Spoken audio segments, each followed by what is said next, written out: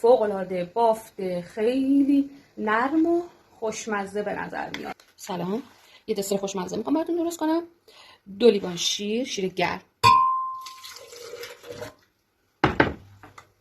1 قاشق پودر ژلاتین بهش اضافه میکنیم،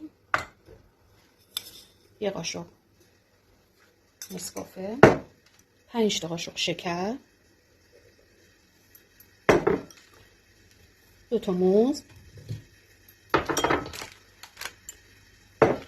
1 بسته بیسکویت پتیگو.